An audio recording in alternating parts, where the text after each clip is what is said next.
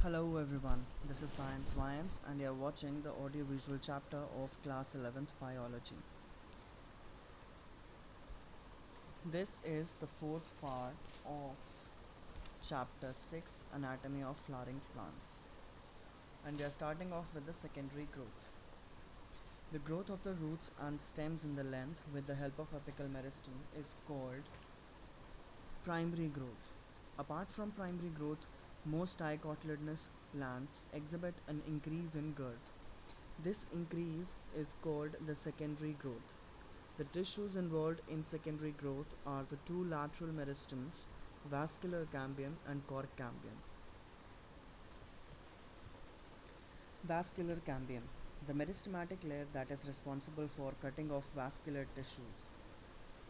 Xylem and phloem is called vascular cambium. In the young stem, it is present in patches as a single layer between the xylem and phloem.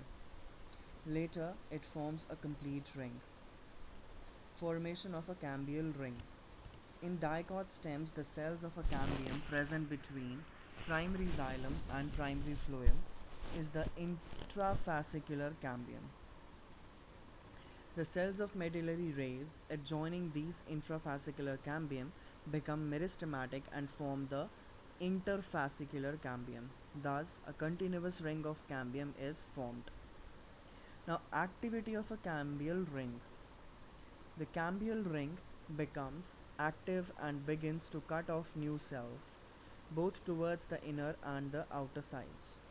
The cells cut off towards pith mature into secondary xylem, and the cells cut off towards periphery mature into secondary phloem. The cambium is generally more active on the inner side than on the outer. As a result, the amount of a secondary xylem produced is more than secondary phloem and soon forms a compact mass. The primary and secondary phloems get gradually crushed due to continued formation and accumulation of a secondary xylem.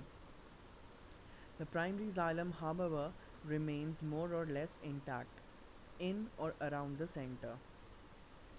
At some places, the cambium forms a narrow band of parenchyma, which passes through the secondary xylem and the secondary phloem in the radial direction. These are the secondary medullary rays. Figure 6.9.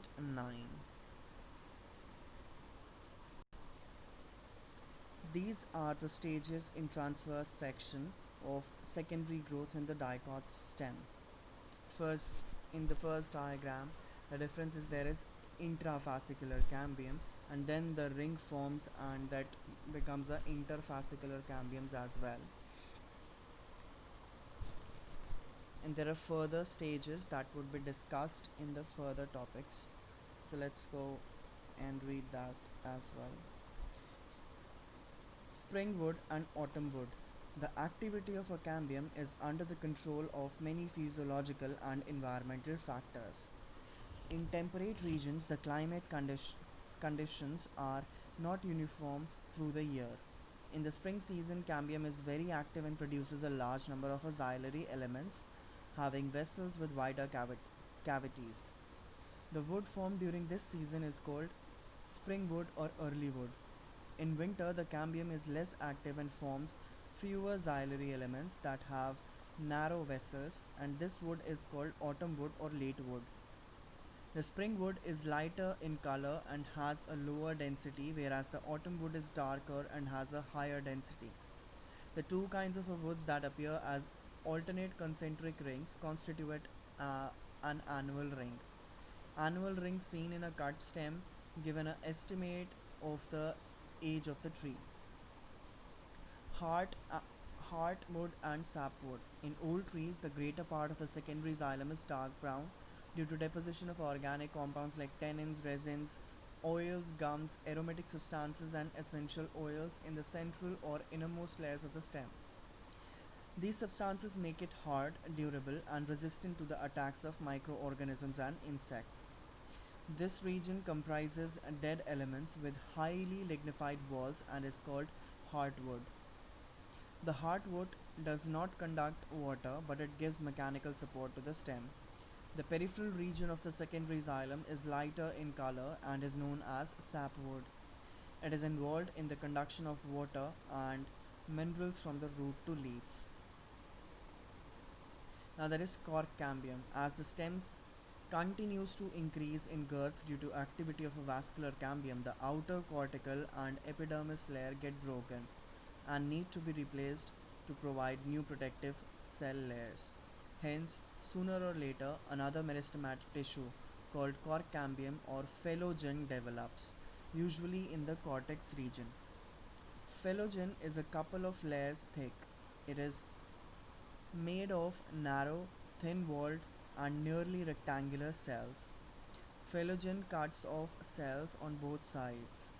The outer cells differentiate into cork or phellem, while the inner cells differentiate into secondary cortex or phelloderm. The cork is impervious to water due to suberin deposition in the cell wall. The cells of secondary cortex are parenchymatous. Phellogen, phellem and phelloderm are collectively known as periderm. Due to activity of the cork cambium, pressure builds up on the remaining layers peripheral to phellogen, and ultimately these layers die and slough off. Bark is a non-technical term that refers to all tissues exterior to the vascular cambium, therefore includes secondary phloem. Bark refers to a number of tissues, type was periderm and secondary phloem. Bark that is formed early in the season is called early or a soft bark. Towards the end of the season, late or hard bark is formed. Name the various kind of a cell layers which constitute the bark. At certain regions, the phellogen cuts off closely arranged parenchymatous cells on the outer side instead of cork cells. These parenchymatous cells soon rupture the epidermis, forming a lens-shaped opening called lenticels. Lenticels permit the exchange of gases between the outer atmosphere and the internal tissue of the stem. These occur in most woody trees. Secondary growth in roots. In the dicot root, the vascular cambium is completely secondary in origin. It originates from the tissue located just below the phloem bundles, a portion of pericycle tissue above the protoxylem, forming a complete and continuous wavy ring, which later becomes circular. Further events are similar to those already described above for a dicotyledon stem. Secondary growth also occurs in stems and roots of gymnosperms. However, secondary growth does not occur in monocotyledons. This is the figure 6.11, different stages of secondary growth in a typical dicot root. So just cover up and read these labels and memorize as well, because these could be asked in the exams. So here we end the fourth part of chapter 6, anatomy of flowering plants. To watch more such videos, do subscribe the channel and press the bell icon so you don't miss any video. And if you want us to create more such videos on any other book or subject, do mention in the comment section please. Like and share the video to keep us motivated to create such content. Thank you for watching the video. Bye bye. Love.